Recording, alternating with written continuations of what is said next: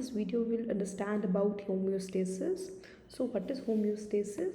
Homeostasis means formation of hemostatic plug followed by its removal. So whenever there is a blood vessel, it gets injured. So after the injury there is formation of something known as plug. Okay, a clot is formed. So formation of clot is there to restore the flow of the blood vessel, and the clot after serving its purpose needs also to be removed. So this is homeostasis, your formation of plug after any injury followed by its removal. Now various things play a role in homeostasis in our body: platelets, blood vessels, coagulation system, fibrinolytic system, these all play a role. So the roles are played by vessels. In vessels, what happen after any injury, the sympathetic nervous system gets activated and there is vasoconstriction. Okay, platelets get activated, platelets play a role. Then coagulation system also plays a role, and then fibrinolytic system is there, which is responsible for the removal of the clot. Now the platelets, till here formation is of a primary hemostatic plug. This plug is good enough to stop the bleeding but is not very stable. When the coagulation system is activated, there is formation of something known as secondary hemostatic plug. Now this is very stable because there is fibrin in it, which acts as a meshwork on which the clotting factors, all this can form a stable clot. And lastly, there is fibrinolysis, in which there is removal of the blood clot. So if we see the major component of hemostasis, what are those? There is a vascular injury. After the vascular injury, there is vasoconstriction which takes place. There is platelet activation which is taking place. We'll understand how platelets they get aggregated, and this leads to formation of primary hemostatic plug. Then there is activation of coagulation cascade also, and in this coagulation cascade what happens is the fibrinogen gets converted into fibrin. This is a stable form. This is known as secondary hemostasis. And lastly there is fibrinolysis. Now going to the first step, what happens whenever there is injury is, this is this is the blood vessel. Okay, after any injury what will happen is the blood vessel, the collagen, the subendothelial collagen, it gets exposed in the body. This subendothelial collagen contains something known as von Willebrand factor.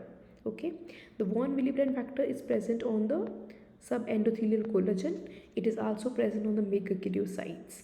Okay, so if you want to remember where all von Willebrand factor is present, has its role, is the subendothelial collagen on the megakaryocytes, and also is responsible for formation of proper factor 8. Okay, it joins with the factor 8c to form factor 8. Okay, this is responsible for coagulation. So von Willebrand factor.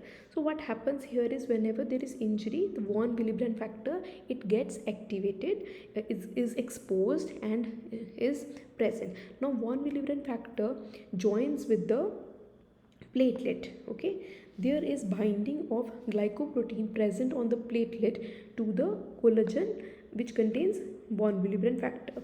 Now platelet contains a glycoprotein 1b9. Now the 1b9 joins with the von Willebrand factor. Okay, this step of platelet is known as platelet adhesion. Okay, there is platelet adhesion which takes place. This is the first step which is taking place. Then is platelet secretion. Okay, then the second step is the platelet secretion. In this, certain platelet thrombogenic factors like ADP, they are released, and there is platelet adherence to the vessel wall. And After the vessel wall, it has adhered to the vessel wall, we don't need one platelet to get adhered, so multiple platelets are there. Okay, so multiple platelets, they also join with each other. Okay, they also join with each other. This is known as platelet aggregation, and this occurs by a glycoprotein 2b3a. Okay, so these are the few glycoproteins. So the glycoprotein here is 2b3a, which leads to formation of platelet aggregation. So what happens? Platelet gets adhered to the von Willebrand factor. There's activation of the platelet. Certain thrombogenic things like ADP, thrombin, they are released, and then platelet aggregation takes place. This leads to formation of hemostatic plug. This is a primary hemostatic plug. Now going to the second factor, that is the coagulation. Now what is the coagulation? What happens in the coagulation? You have numerous number of clotting factors which are present, and these clotting factors act as dominoes. If you have played a game of dominoes, you know that if we topple one domino, every domino will get fall. Okay, so this is normally how the clotting process works like. Now what is the end goal of a clotting process? Is to form fibrin. Okay, so end goal is that the fibrinogen gets converted to fibrin with the help of thrombin. This is the important central part. Now what happens in the homeostasis is you have few pathways. So one pathway is in the intrinsic pathway, one is extrinsic pathway, one is common pathway. Now intrinsic pathway, what happens is the factor 12 gets activated. That factor 12 get activated, it activates 11, 9, 8. Okay, so 8 factor comes over here. So 8 factor will activate factor 10 into 10a, and now here in extrinsic pathway what is taking place? Due to any tissue injury, factor 7 will get activated into 7a and again activates factor 10. So factor 10 is in the common pathway. It is the starting of the common pathway. Then prothrombin gets converted into thrombin, fibrinogen gets converted into fibrin, and a stabilized fibrin clot is formed. Okay, so few pointers over here are, if there is deficiency of factor 8 or there is inherited deficiency of factor 8, so what will happen is there is hemophilia A. If there is deficiency of factor 9, there is hemophilia B.